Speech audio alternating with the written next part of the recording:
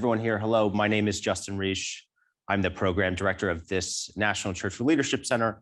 I'm also the executive director of the International Churchill Society, which funds this space. And I'm pleased to welcome you to this in-person and online event. For those who are watching online, thank you so much for joining us and thank you for coming out today. So this is the first event of the academic year 2022-2023. In this semester here at the center, we are focusing on a focus of failure and resilience, which is something that Winston Churchill certainly went through. And I see these screens behind me and I'm just gonna let them go because there's not much I can do. And so this semester will be the theme of failure and resilience, and that will stem from historical studies to modern day studies.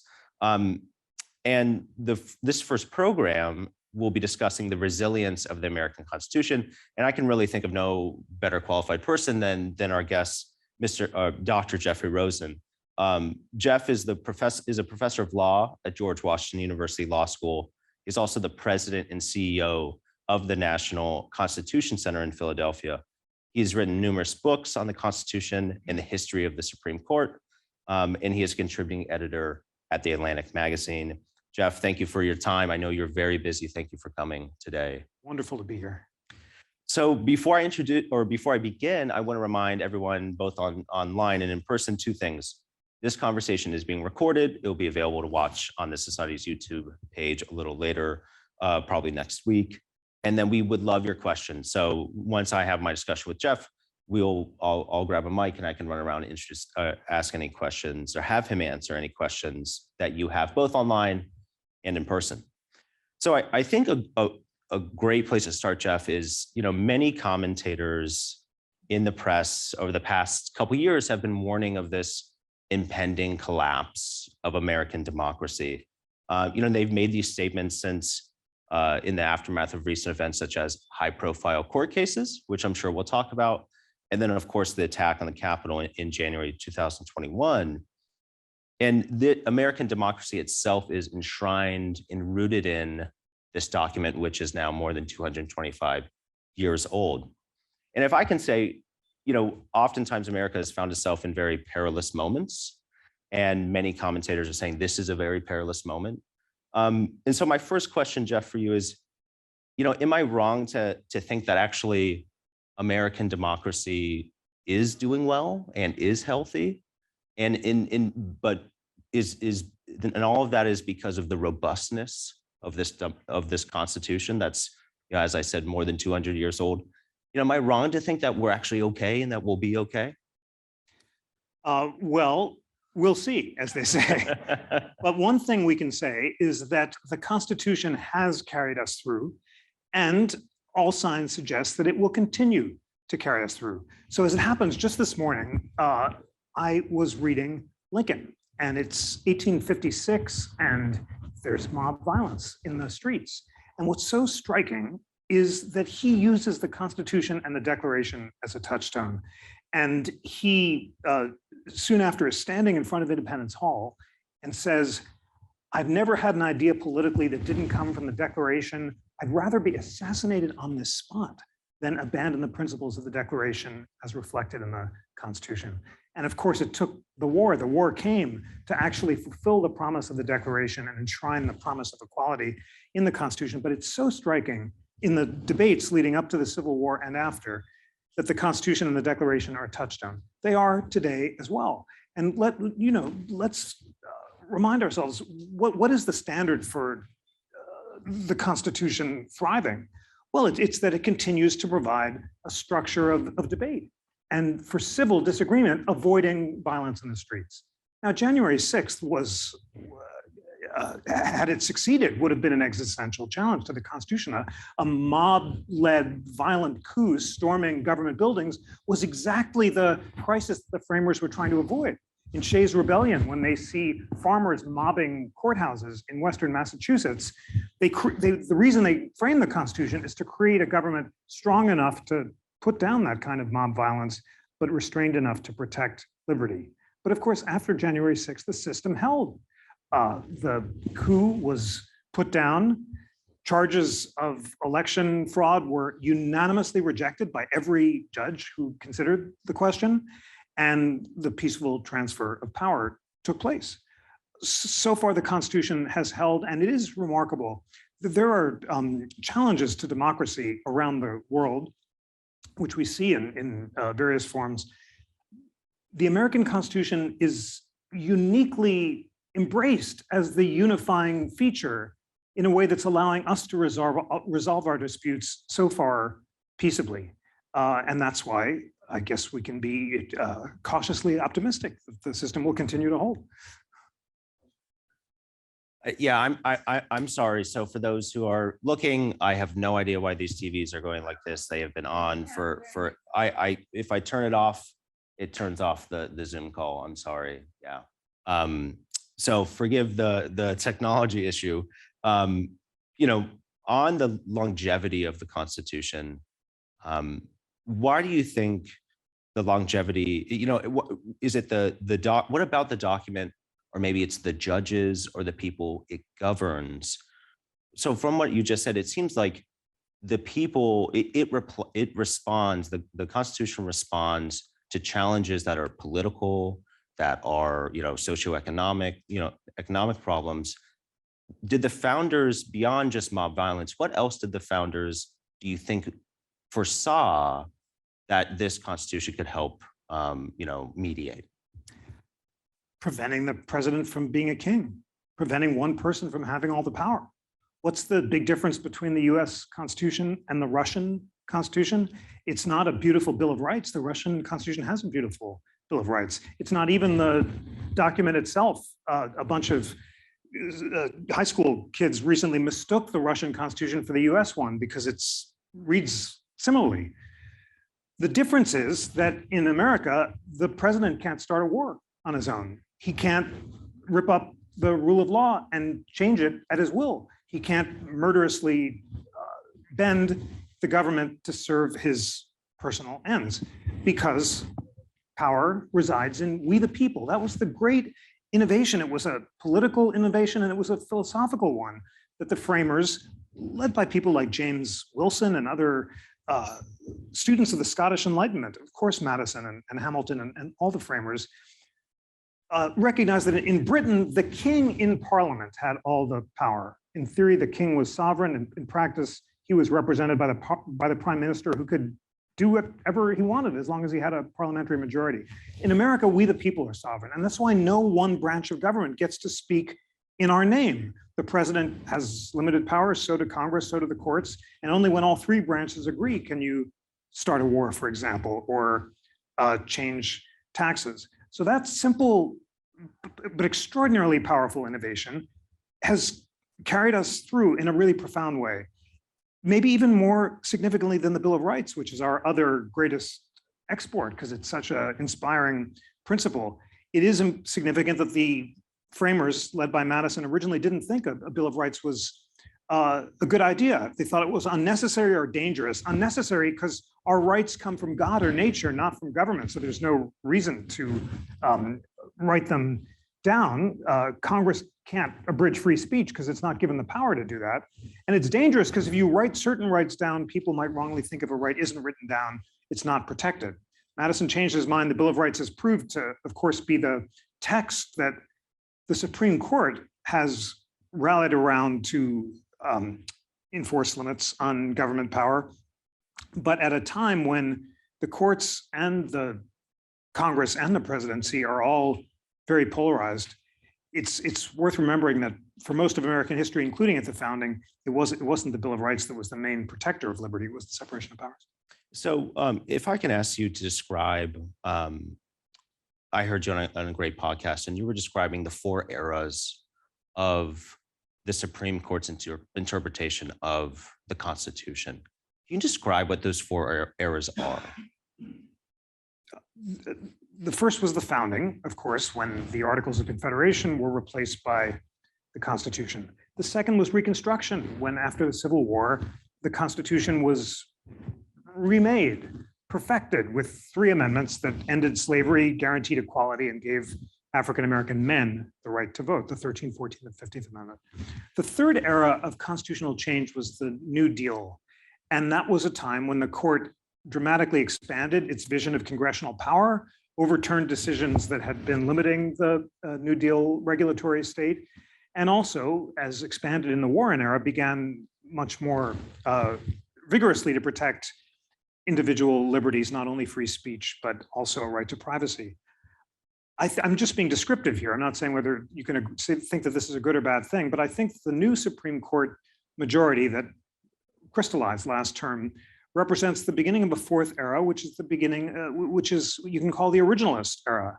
And the Originalist Era is based on the idea that the Constitution should be strictly construed in light of its original understanding, that the post-New Deal understanding of government power was wrong, and that government power should be at least modestly, if not more significantly, restrained, and that when rights aren't written down in the Constitution, like the right to privacy, they shouldn't be enforced. In other words, textually enumerated rights are really vigorously enforced, and those that are not textually enumerated are not enforced.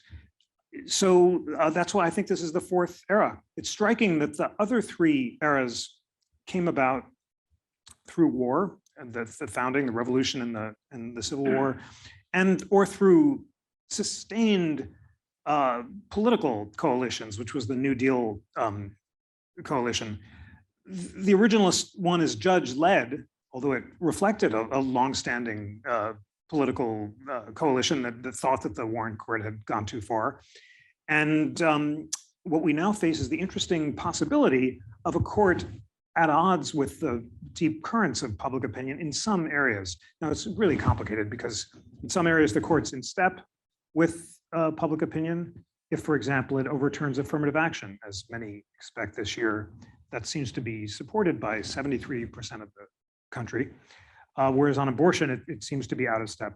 Justice Elena Kagan said recently that when the court gets dramatically out of step with public opinion, it loses its legitimacy. Chief Justice Roberts disagreed. He said that it's the job of the court to interpret the Constitution regardless of what majorities think, and people should respect it, whether they agree with its decision or not. Justice Breyer was at the Constitution Center on Friday, as it happens. He's our new honorary co-chair, along with Justice Gorsuch. They're working together. And Justice Breyer said he agreed with Chief Justice Roberts that it is important for people to obey Supreme Court decisions that they disagree with. And he gave the example of the Korematsu case and wartime decisions, and said that's the main thing that protects the rule of law in America, is when people are willing to respect Supreme Court decisions they disagree with. So three different views on judicial legitimacy, all stem by this new originalist understanding. And it's a deeply important and interesting era for judicial politics and interpretation and for the Constitution. And everything is up for grabs.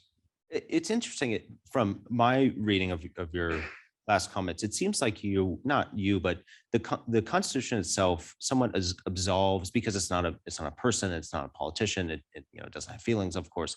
It can absolve itself of the whims of popular political opinions of that day. I think of Prohibition. I mean, almost immediately Prohibition was not adhered to, because it was, although passed by the majority of states, popular opinions of it just simply thought it was a farce. So it seems like that is the strength of the Constitution, is that it is separated from, although judges interpret it, it itself is separated from the political and even the judicial environment of the day. It's such an important distinction, and you're right to press on it, but it's subtle and complicated to describe. So on the one hand, as you say, there's supposed to be a firm distinction between politics and the Constitution. At the Constitution Center and here at GW, I always start every class or session by saying, let's separate our political from our constitutional views. Let's not ask what the government should do, but what the Constitution allows or forbids it to do. And let's be open to the possibility that there should be lots of areas where we think that something is a good idea, maybe like gun control, but the Constitution forbids it, or we think it's a bad idea, but the Constitution allows it. And that insistence that ordinary politics is separate from constitutional law is fundamental to the American system. On the other hand, there has to be some deep consensus about what the constitutional values are, because the whole system is based on the premise that the Constitution represents the deep, considered, thoughtful, deliberative will of we the people more profoundly and accurately than the temporary whims of our representatives. That's Hamilton's whole justification for judicial review in Federalist 78. The reason that judges can strike down an ordinary law passed by Congress in the name of the Constitution is because the Constitution represents the deep will of we the people, and the law represents just the passions of our representatives. Now, the obvious objection is, really this document written by dead white guys a long time ago represents the will of the people more profoundly than a law passed in the here and now. And that's why judges, many of them, have insisted that the court should be sensitive to the deep currents of public opinion, not to momentary passions, but should not interpret the Constitution in ways that varies dramatically from the actual values embraced in the document itself. Much more to say about that distinction, but for me, it's always helpful to think about deliberation as the core value that Madison was trying to protect in the Constitution. The whole system is designed to slow things down so that momentary passions can't be enacted, and it's cool, deliberative reason that prevails. That's why the ratification process for the original Constitution was so slow and cumbersome. That's why it's so hard to pass constitutional amendments today.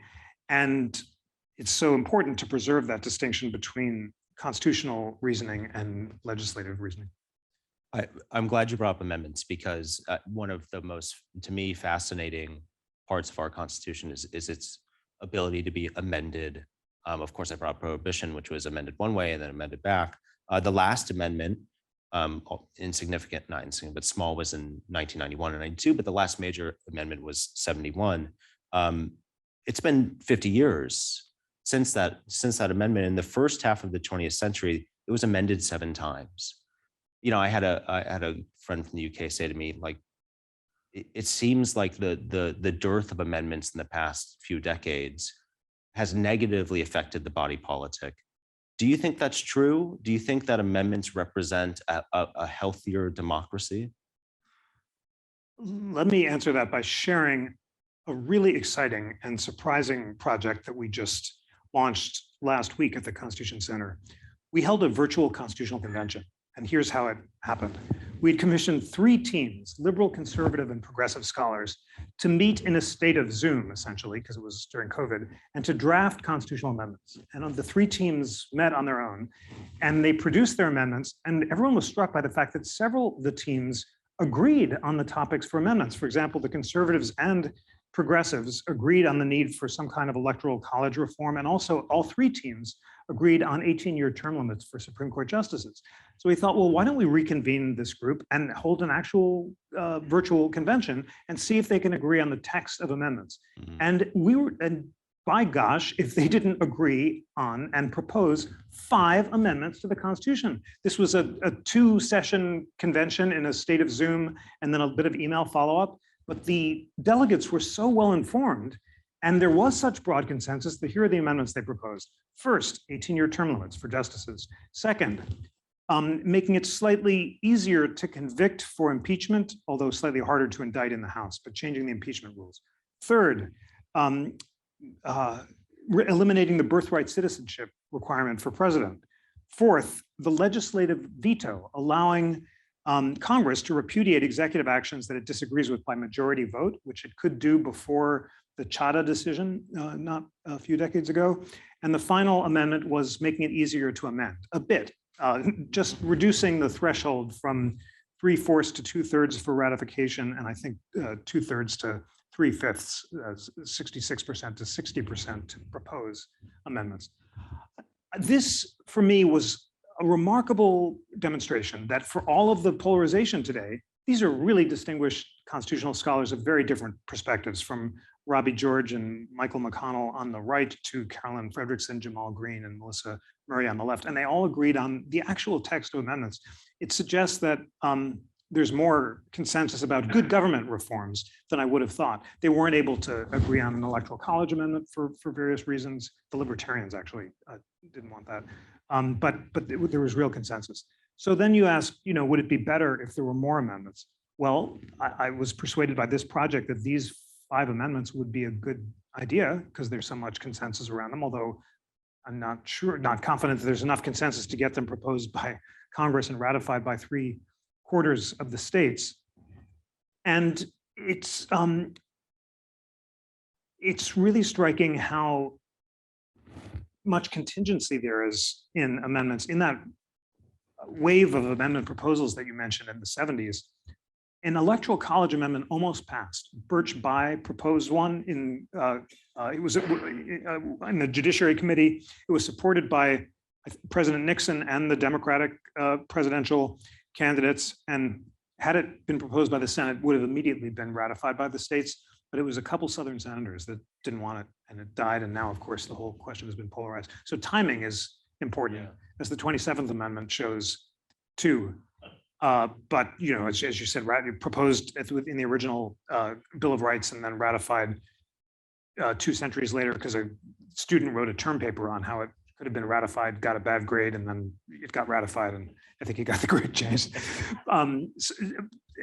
The system is based on the idea that when deep currents of the public support constitutional change, you can enact that into law. If you see nationally popular amendments held up in Congress, like the Electoral College Amendment, that does seem to be a democratic dysfunction, which is why the teams on our drafting project proposed making amendments a little bit easier.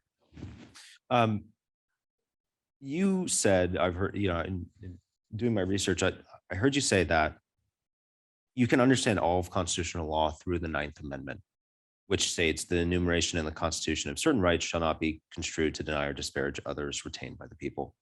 Why would you make that statement? That's a dangerous question, because if I said that, then it must mean that I want to go on about it for a bit. And we're having a great constitutional law class later tonight at the law school, so maybe we can try it out there. But I guess if I had to do it fast, I'd say what the 9th Amendment says, retained by the people. What does that mean? These are natural rights that come from God or nature, not from government. So immediately the 9th Amendment reminds us that of the roots of the Constitution in the Declaration of Independence, and the fact that the whole theory of American government is expressed in the famous sentence of the Declaration about unalienable rights. What's an unalienable right? It's a right that can't be alienated or surrendered to government when you move from the state of nature to civil society. It's a right, by definition, retained by the people, as the 9th Amendment says. What are the unalienable rights? Well, the Declaration says they're life, liberty, and the pursuit of happiness. But that's not exhaustive, because by definition, since these rights come from God or nature, you can't make a simple list. What are other rights that the framers thought were unalienable? The most important one was the right to alter and abolish government, the right of revolution or the right of amendment when government fails to secure retained rights and instead threatens them. Another unalienable rights were the rights of conscience. Jefferson and Madison said so memorably that the power to think as we will and speak as we think is unalienable, because the opinions of men, as Madison said, being dependent on the evidence contemplated by their own minds, cannot be controlled by others. So already, and we could say more. We could have a whole First Amendment course on the First Amendment and the amendment process on the right of revolution. And then we come to the question of what are the other unalienable rights that are not written down, or what are other unenumerated rights? And this, of course, is the whole question after Dobbs. The court said that if a right is not written down, it may not be protected.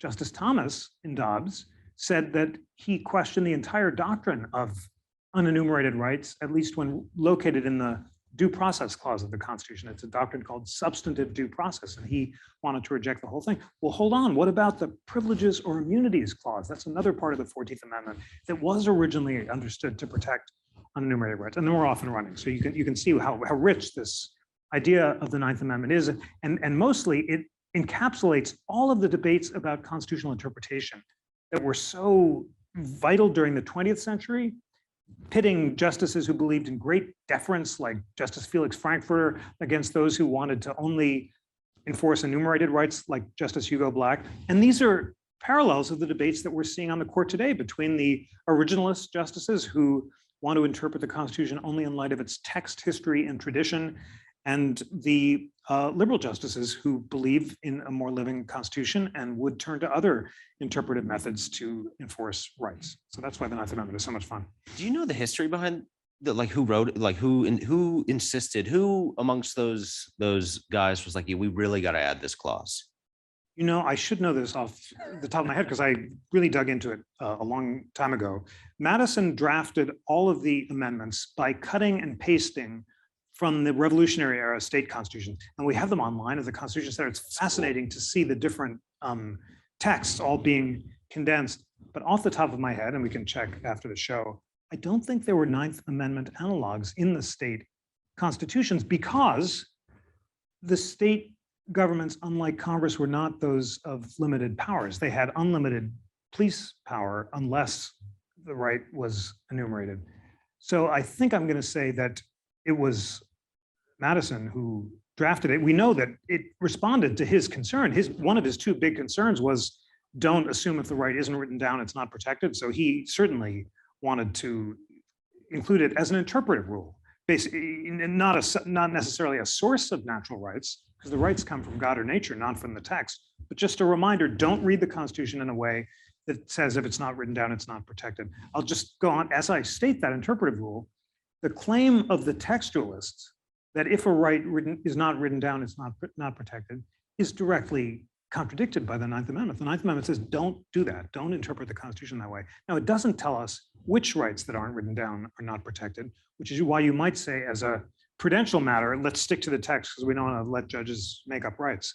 But I think that's what I got on the Ninth Amendment. Yeah. I mean, could you imagine Jefferson and Madison, like, in the social media era, just going at each other? You know what? I've been reading the Adams-Jefferson letters, and they're so incredibly moving, and it's just beautiful to see these titans who had a falling out in the greatest partisan clash in American history in the election of 1800, but then make up and are just writing these loving letters expressing love for each other. And also they're so learned and they're focused on spirituality. And Adams is really, he's reading the Bhagavad Gita, and he's convinced that the source of the moral principle that we have to use our reason to suppress our passions came from Pythagoras. And Adams said, I think he got it from the Bhagavad Gita and from the Egyptians, but the evidence is in the library at Alexandria, and all that's been destroyed because of politics, as it always is. And Jefferson says, well, I've got good news for you. There's this great new book by Priestley, which looks into this matter, and I can send it to you. And it's just so deep and learned. And what I'm saying about all this, in addition to the fact that they were these great geniuses who were so morally serious in their retirement about issues of spirituality, morality, literature, poetry, science, it couldn't happen on Twitter. Yeah. And it also couldn't happen on Instagram. Not much happens on Twitter. You got to take, and another thing is they took a lot of time out of it. Jefferson is complaining. He said, I'm writing letters for 4 hours a day, and I'm old, and it's cold here at Monticello, and I've just got to keeping up with my correspondence. The letters are so deep because they took the time to read and write. It was the fact that it was slow that made it so incredibly rich. So I have 2 more questions for you, and then we'll turn over to our attendees. Speaking about that relationship between those two, and you talked about timing, especially around amendments, and this is hard to quantify, but the timing in which those people who drafted the Constitution came together and the depth of their thoughtfulness and their intellect, but also their belief in the budding country. I mean, it seems like the perfect storm for this type of document to be made. And my question is, can you conceive of any past where, what other, like any other country where something like this happened, but like, is this so uniquely American, this creation of this document? It's such a great question. It was a miracle in Philadelphia. Franklin thought it was divinely inspired. Madison thought it was just lightning striking, and he thought, let's not have another convention because it might collapse. We were lucky the first time, but how did it actually happen? And could it happen elsewhere? Well, versions of it did. Norway passed a constitution soon after ours in the early 19th century, inspired by Madison. They had our drafts, and it was not as, didn't have as broad a popular basis. It didn't have to be ratified. So in popular conventions, which made it less a statement of principle. What I am struck by, the more I read about these remarkable framers, is that they shared a common philosophical, moral, and spiritual framework. As kids, they read the classics. They read Cicero and Seneca and Thucydides, and then they read these same Enlightenment philosophers, Hutcheson and Locke and the Scottish folks and Burlamaqui, and they learned from these texts a very clear vision of moral philosophy and political philosophy that allowed them, when they got to Philadelphia, to converge around common principles. And then I think about this Zoom convention we had, and you can kind of say, how could you compare the Zoom convention to the real convention? This was a 2-week experiment, which had a surprising result.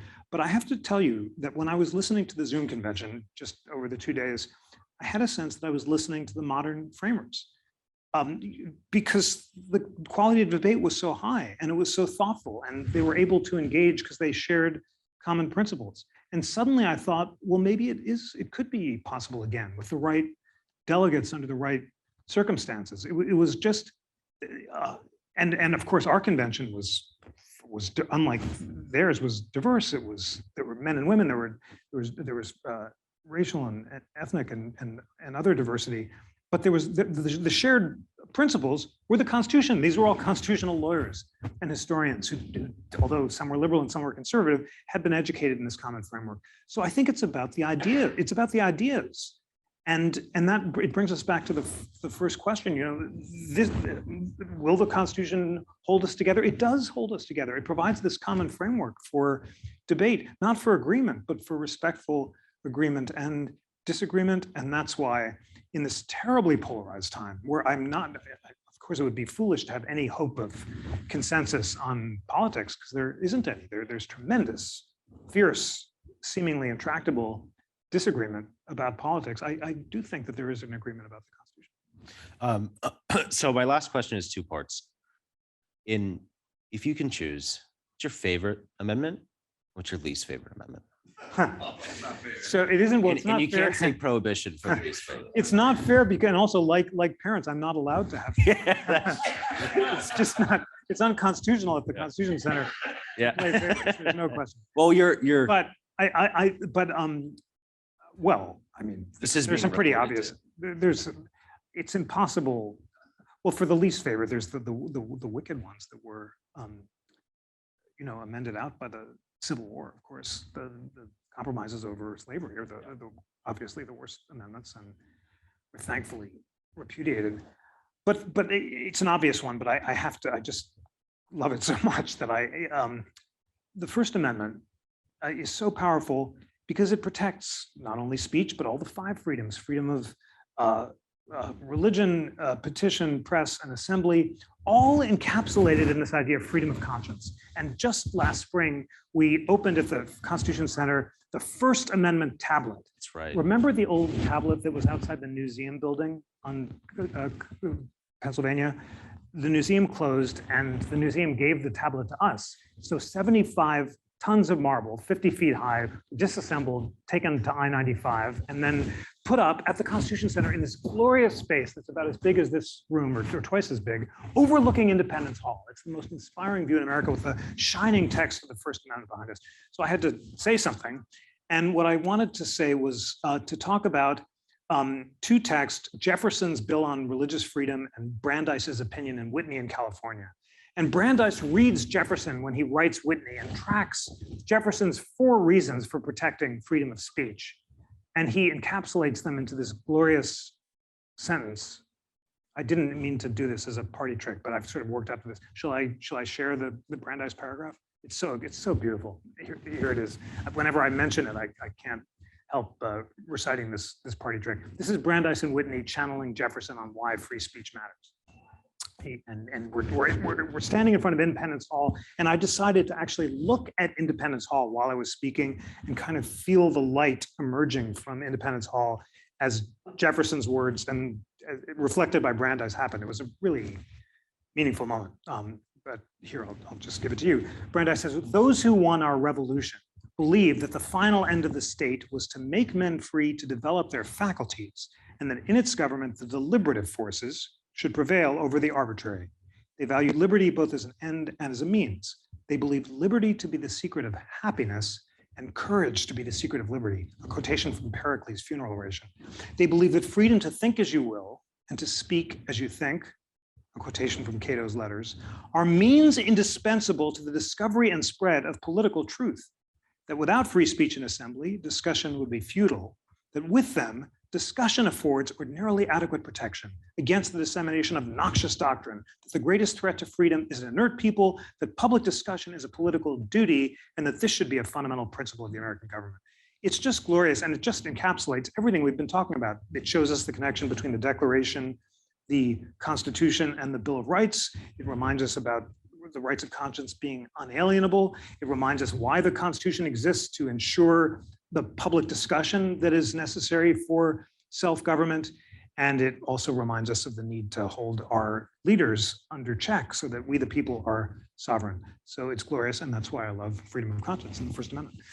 Jeff, thank you. And if I can, from the constitutioncenter.org, I'd like to quote something by the man whose name is on this wall.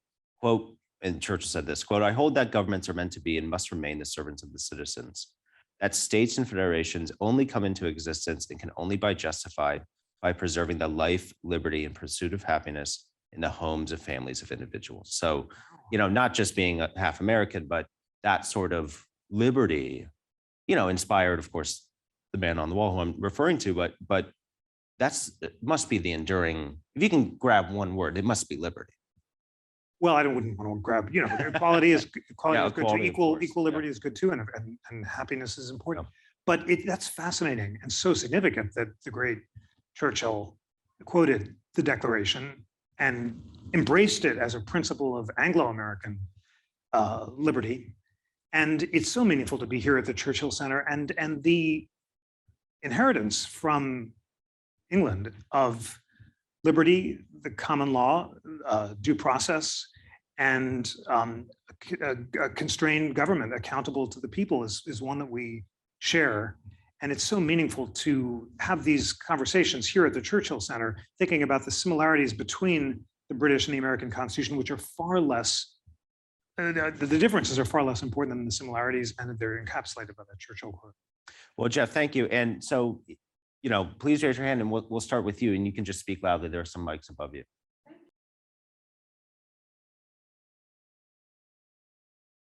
Great question. It's very important. So for the original Constitution, it was the Constitutional Convention initiated the proposed Constitution itself, and it was ratified in special conventions that were held in the states. But the Constitution itself lays out two methods for amendments. It's complicated, but it's important to answer your question. So either Congress can propose an amendment based on a 2/3 vote of both houses of Congress, and it can be ratified by 3/4 of the state legislatures, or else Congress must call a new constitutional convention if petitioned by 2/3 of the states, and that any amendments that convention proposes can be ratified either by 3/4 of the state legislatures or by special conventions called in 3/4 of the states. Wow, that sounds complicated. But what's important is it's very hard to propose amendments. And in our history, all of the amendments have not been proposed by a second convention. They've all been proposed by Congress itself. So it was the first Congress that proposed the amendments that became the Bill of Rights. They were drafted by Madison, proposed by Congress, and then ratified by state legislatures, by 3/4 of the state legislatures. So that's the way it works. It's a very important example of a dramatic case where current practice is not consistent with the constitutional design. And it's why some people think that the War Powers Resolution is unconstitutional, that it delegates too much authority to the president, and generally that the unitary executive, or the kind of rule by executive order represents a vast accretion of presidential power at the expense of Congress, which is inconsistent with the constitutional design. There are a whole lot of other areas like that. You could say that the explosion of executive orders, which have been so aggressively used by presidents of both parties recently to achieve by fiat policies that they're not able to achieve from Congress, themselves are challenges to the original constitutional design. That's a big reason that our constitution drafting teams wanted to resurrect the legislative veto, because that would allow Congress, when it disagrees with a presidential action, by majority vote to repudiate it, not to have to get a filibuster proof 2/3 majority. And that might help a bit, but it's a good example of how, when stuff has gotten dramatically out of whack with the original scheme, some kind of constitutional reform might be a good idea. Gail. What a wonderful question. I'm so glad you quoted those inspiring Washington words. And of course, he goes on to say, let every group sit under its own vine and fig tree, and there be none to make them afraid, quoting the Bible. And it's so beautiful. All of those congregations, not only the Newport Hebrew congregation, but the Baptists and Congregationalists and religious congregations from around the country, wrote to Washington congratulating him on his election. He would write these beautiful letters back to all of them, affirming the principle of complete religious toleration and the free exercise of religion. And it is remarkable. I got very enthusiastic about freedom of conscience, but what was the right that is at the core of freedom of conscience, not only for Washington, but also for Jefferson and Madison? It's the freedom to believe or not to believe as you like, to follow the dictates of your own conscience when it comes to religious beliefs. And Jefferson is writing his Virginia bill against assessments that would force you to pay for a church that you weren't a member of, which he thinks is a violation of the unalienable right not to be told what to think. And for the founders and for Jefferson, there's no inconsistency between complete freedom for belief and complete freedom of speech. What they're against are religious factions and hierarchies. And Madison says that the two great sources of faction are political and religious. And once people start going off into organized groups, religious or political, they're likely to be animated by passion rather than reason. And that's why the complete freedom of the individual mind, Jefferson put it so beautifully, the illimitable freedom of the human mind has to be completely protected. So that is something that all Americans, believers and non-believers, and of all faiths or no faiths, must be able to converge around, the centrality of freedom of conscience, including complete freedom of worship and for believers of all kind. So why is it this? Well, it's the source of faction because, as Madison said, organized groups always try to assert their power and put down others. And also because we now have a regulatory state and a form of government that is far broader than the framers anticipated, which raises all sorts of new questions about what about the ability of individual believers or organized religions to have exemptions from general laws. And these are the big ones that are the big questions that are hotly contested on the court today. Just this term, the court's going to decide whether a website designer who doesn't want to design websites, I think, for gay weddings can put on her website, I'm not going to do this. And it picks up on the cake case from a few terms ago. What did the framers think they didn't? Because there weren't laws that regulated employment and anti-discrimination like this in the old days. So therefore, there's not any clear answer in the text or history about exactly how to strike this tough balance. There are principles, and you can argue it one way or the other. But all this is to say that we should not be surprised that it's the source of great conflict, because it was at the time. It was the source of the greatest conflict at the time of the framing. This is why they came here. It was for religious freedom. They're from the Puritans to Congregationalists to dissenters of all kinds to subsequent generations like my ancestors fleeing murderous pogroms in Ukraine because they were Jewish at the turn of the last century in search of liberty and America. And all of us who are immigrants have stories of coming here, often in search of religious freedom. So what I am struck by is how, although we're certainly not going to agree on how to strike the line today, we can just embrace the centrality and beauty and towering achievement of American protections for freedom of conscience without apology, and can't do better than where you started, which is Washington. Well, let me answer by being descriptive. So the first thing you said was that no one would dispute that the court is now the most powerful branch. And there's some bipartisan agreement on that score. And I think we can say that certainly the court is playing a much more vigorous role than the framers anticipated, because they thought it would be the least dangerous branch because it had neither purse nor sword. And they thought, this is Madison and Marshall, thought that each of the three branches should have equal responsibility for interpreting the Constitution. That the court shouldn't be the only constitutional branch. And there's also no question that the court, again, being descriptive, is striking down many more federal laws than it did for most of American history. During the first 100 years of America, there were only two federal laws struck down between 1803 and 1857 in Marbury and Dred Scott.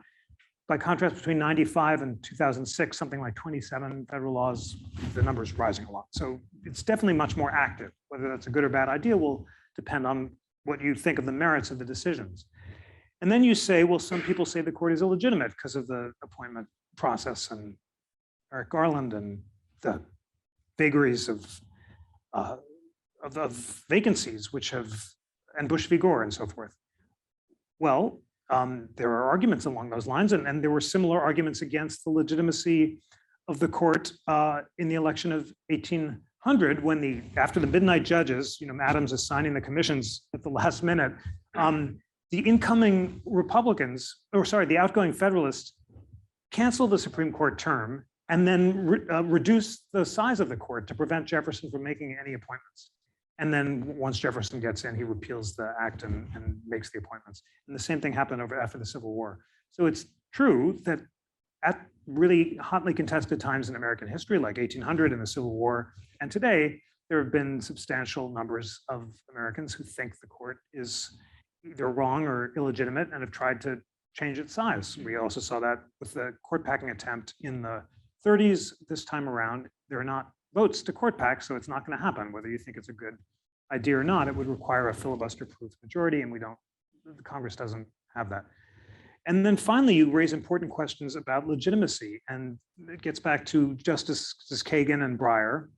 And Justice Kagan agrees with those who say that the court suffered a self-inflicted wound in the Dobbs case and called its legitimacy into question when it appeared to be changing the law because the composition of the court changed. This is just in the Dobbs dissent. I'm not endorsing or arguing against it. I'm just telling you what she said. She said that the whole point of respecting precedent is so that the law doesn't appear to change when the composition of the court changes. And when it does, and here it's happening really fast, she said, and Justice Sotomayor has echoed that charge. This is a majority in a hurry, said Justice Sotomayor.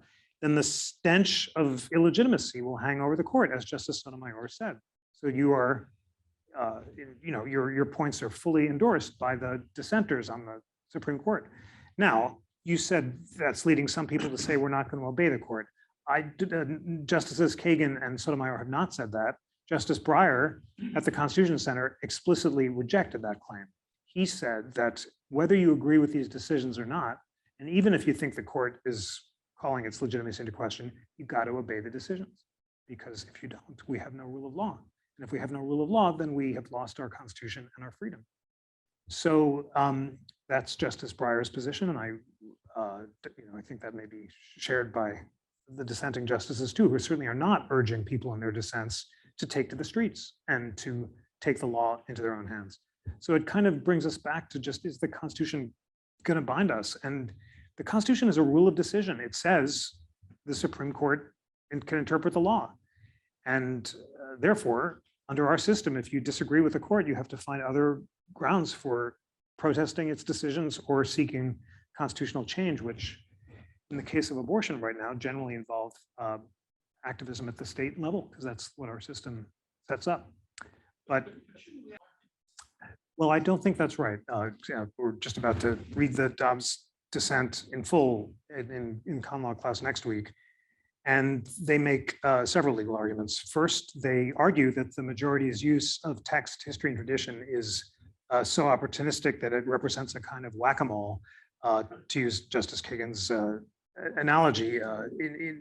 She said that while the majority said that the right to choose abortion is unrooted in history and tradition, in fact, Justice, I mean, this is an unsigned dissent, all three justices signed it. So in fact, the dissenters claim the right to choose early term abortions was protected from the founding at common law from the founding until about 1850. And it wasn't until just before the 14th Amendment that early term abortions began to be restricted. And then they noted that things began to liberalize in the 60s and 70s. So they said it's just too simplistic to claim there's an unbroken rejection of some protection for early term abortions. They also made an argument about equal protection. And they said that to restrict women, but not men, from choosing abortion imposes limits on their ability to choose their own life choice in a way that violates the Equal Protection Clause. Justice Alito responded to that point, dismissing it with a single case. He noted that in the Geduldig case, the Supreme Court had said that pregnancy discrimination doesn't discriminate between men and women, but between pregnant women and non-pregnant persons. And therefore, you'd have to overturn the Geduldig case to recognize the equal protection argument. Many commentators noted, if you can overturn Roe, why can't you overturn this case no one's ever heard of called Geduldig and recognize the equal protection argument that Justice Ruth Bader Ginsburg first famously made and that all three justices in the dissent embraced. And then in addition to, those were two of the arguments they made. First, they argued history is more complicated than the majority says. Second, they said there's an equal protection argument. And third, they made a very impassioned argument about stare decisis. They said that even if you think the decision was wrong, there is a very strong value in not overturning cases that have been repeatedly reaffirmed because the court will really look political. And they cited the Casey decision where, all Justices Kennedy, O'Connor, and Souter all made an impassioned argument for the independent weight of stare decisis. And the majority rejected all that. So now, if there are answers to all the arguments they made, and I can put those on the table too, but I think they did make arguments about why the right to abortion was protected. So last question, I saw you had your hand up. Yeah.